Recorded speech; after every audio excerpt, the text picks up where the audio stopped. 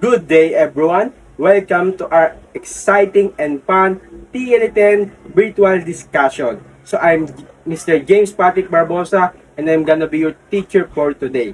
Are you ready to learn, class? Okay, but before we proceed to our lesson, let us pray.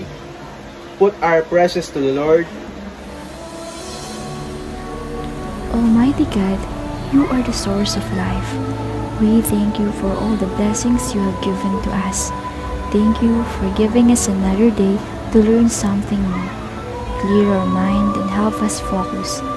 Guide us and our teacher as we study and create new learning experiences. We pray in the name of Jesus Christ. Amen.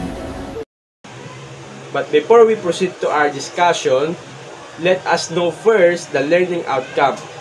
The learning outcome for this topic is identify an egg's components and its nutritive value. For our learning objectives, number 1 is identify the physical and composition of eggs. Number 2 is realize the significance of learning the nutritive value of egg. And number 3 is draw and label the physical structure of egg. Okay class, before we start our discussion, we have some games. Do you know the game Pack or Bluff? So this game, I'm gonna flash statements and guess it if it is Pack or Bluff. Okay, are you ready class? Let's play. Okay, number 1 statement. Shell is the empty space between the white and shell at the large end of the egg. What do you think is the answer? Okay, if your answer is Bluff and you are correct. Next, number 2. For number 2, yolk is also called egg white. What do you think is the answer, class? If your answer is Bluff again and you are correct. Number 3 statement. So for number 3 statement, egg products are particularly good for fortifying food low in protein quality. What is your answer, class?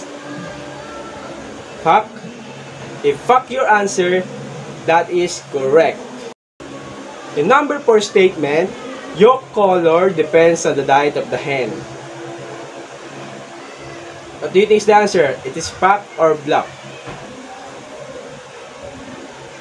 If your answer is Pack, and that is correct answer. And for number 5, for the last number, this is the statement.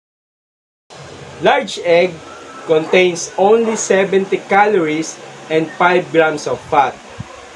What do you think is the answer, class? For the last number? What? If fuck your answer, that is correct again. Okay, class? That ends our game. Thank you for your participation and let us proceed to our lesson for today.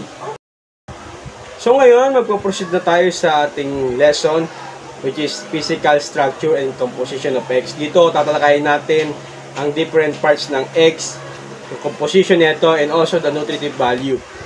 So, in our daily life, we consume eggs, right? Lagi tayo nakakita nito, lagi natin kinakain, mapa-breakfast man, tanghalian, or dinner. So, may mga eggs na hindi na kinukonsume ng tao, o ibig sabihin hindi pwedeng kainin ng tao.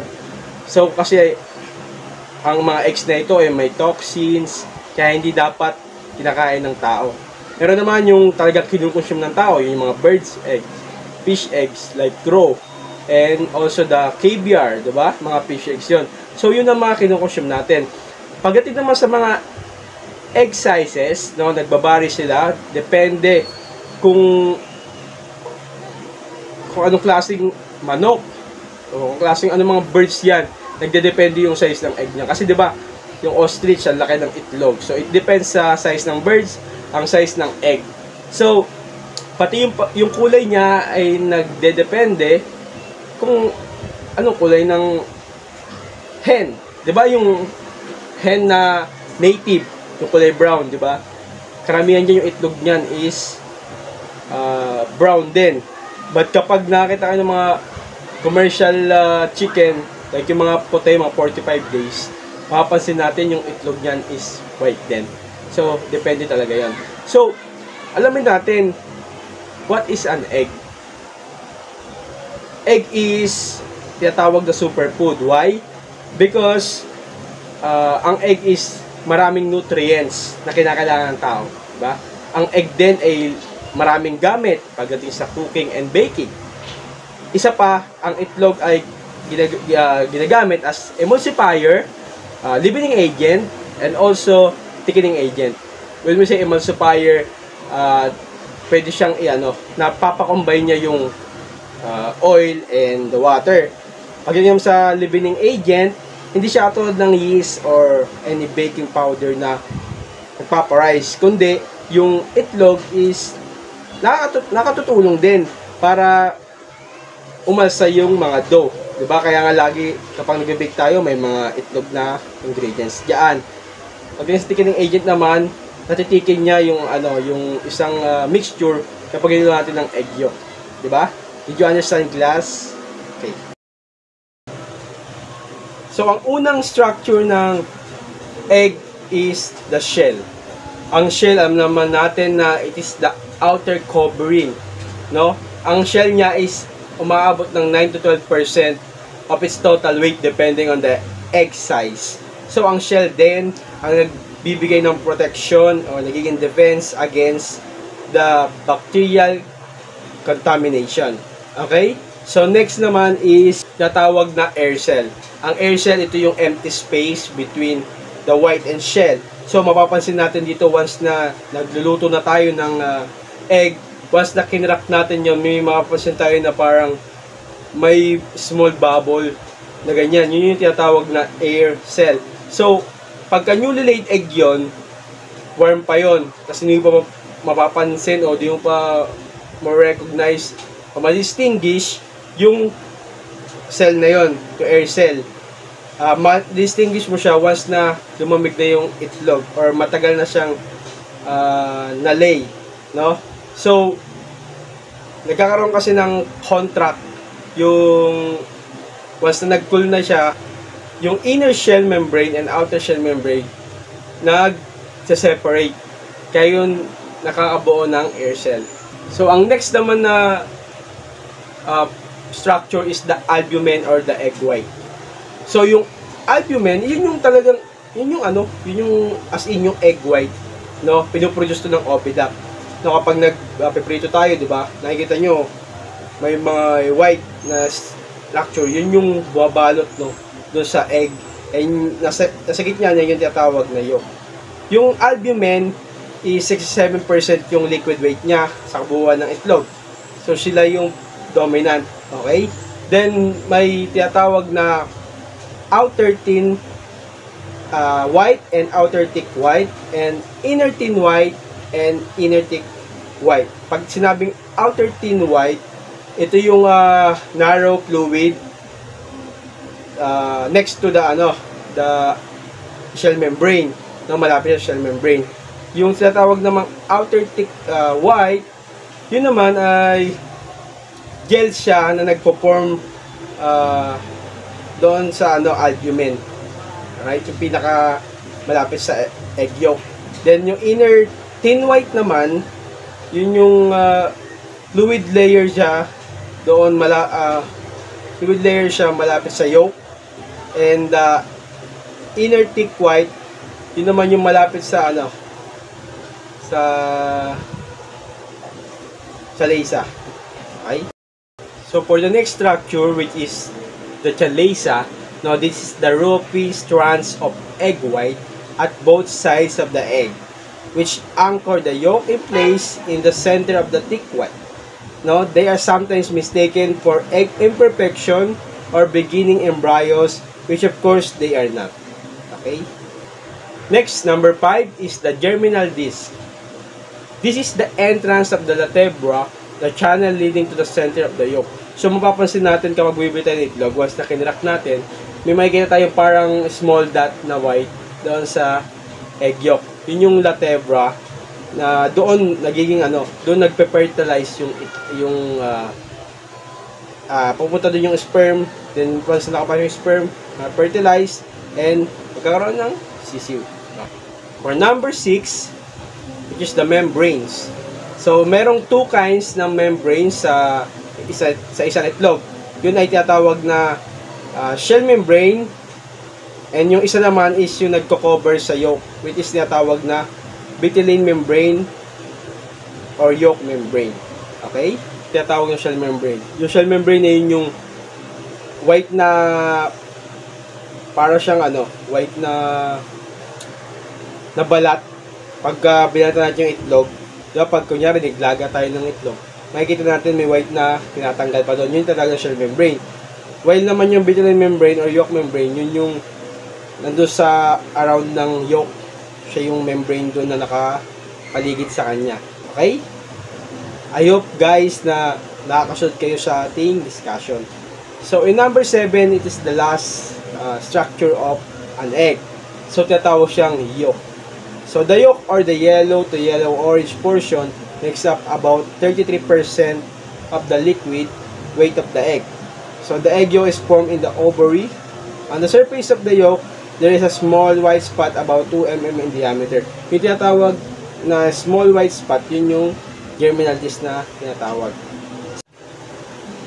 Egg yolk has rich in protein. The main protein of the yolk is what we call butylene. Isa siyang lipoprotein. Phosbutene is high in phosphorus and antioxidant. Levitin is high in sulfur. So, ayon ang structure ng egg. So, recall nga natin kung ilan yung structure ng egg. Una is the shell. Number 2 is the air cell.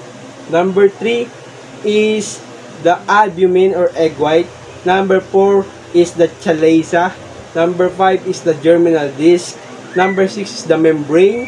And number 7 is the yolk. So, we have 7 parts or structure of an egg. So, let's proceed in components of an egg. The components of an egg, we have percentage of water, percentage of protein, percentage of fat, and percentage of ash. Yung ash is edible siya, no, sa egg yolk. It means hindi yung ash na kung ano lang yung nandiyan. So, yung ash is content which is edible, no, lalo sa egg. So, in whole egg, ang percentage is 100, ang albumin is 58, the yolk is 31. So, in percentage of water naman, ang whole egg ay may 65.5% of water, the albumin is 88% of water, yolk has 48% of water. Pagdating naman sa protein, the whole egg has 11.8% of protein, albumin is 11.0% of protein, the yolk is 17.5% of protein. When it comes to fat naman, the whole egg has 11.0%, the albumin is 0.2%, the yolk is 32.5%. When it comes to percentage of ash, whole egg merong 11.7%, albumin merong 0.8%, ang yolk is may 2.0%. Yan ang composition of an egg. Nutritive value of egg. Egg is indeed one of nature's complete food, no?